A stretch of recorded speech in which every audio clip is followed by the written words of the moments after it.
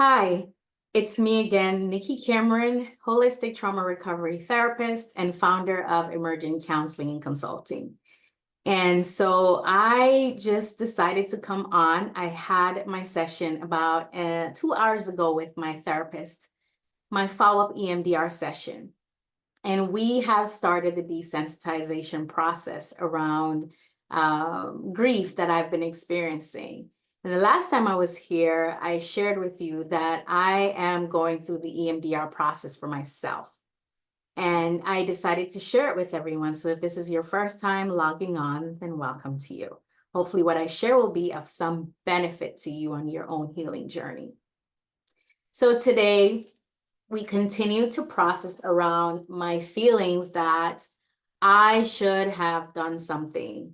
I should have done more with regard to helping my grandmother to stay alive. She died from cancer.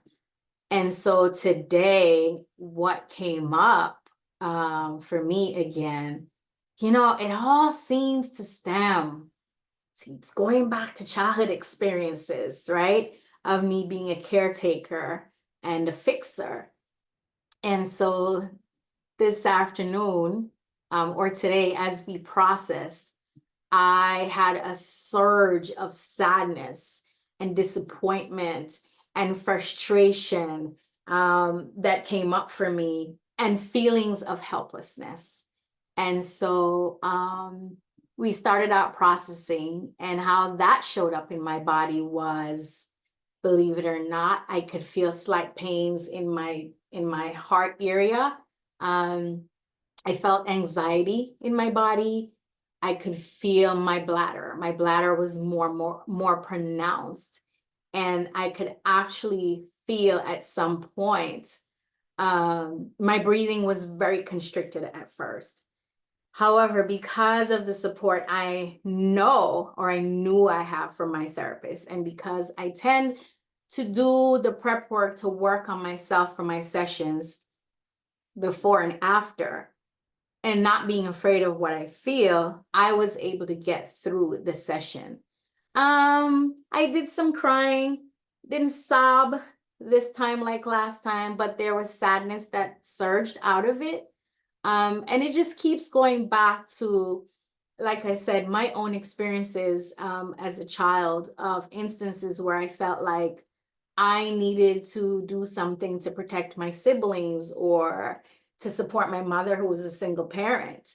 And I'm gaining more and more and more of an understanding of why I'm feeling the way that I'm feeling. Not that I didn't know it. It's just now the thoughts are coming up from my unconscious. And I am so appreciative of how caring my therapist is and how in tune he is with me. So he's able to hear things that I say and hear things that I don't say with my mouth intuitively. And he's able to support me through the processing to do a lot of restructuring.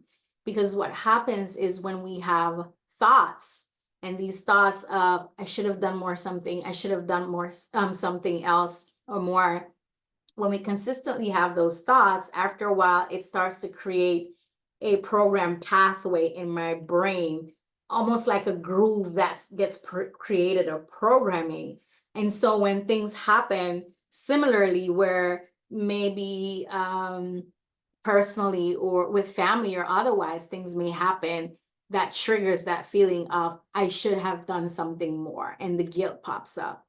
And I don't know about anybody else, but I don't want to have certain beliefs jumping in and disrupting and interrupting my process of trying to live my life healthy and having healthy thoughts and healthy feelings. I know I won't always be happy or at peace, because as humans, suffering goes along with the territory at some point, or distress. However, what I don't want is for my brain to be defaulting to those past memories or experiences as a way of dealing with current situation.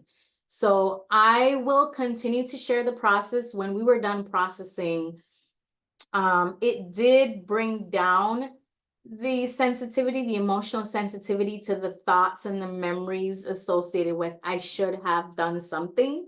It's very useful for me, the EMDR processing, in the sense that it's actually helping me to see what's lying beneath the surface unconsciously for me.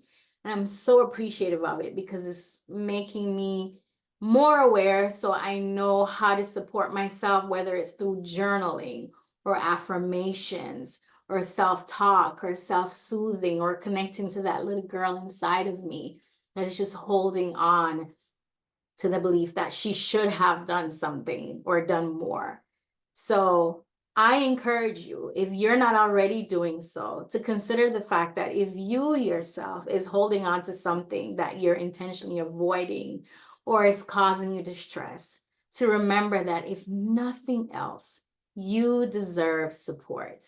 You deserve help. You deserve to have a space that feels safe and authentic for you, so that you can tap into these feelings without feeling judged or like you're too much.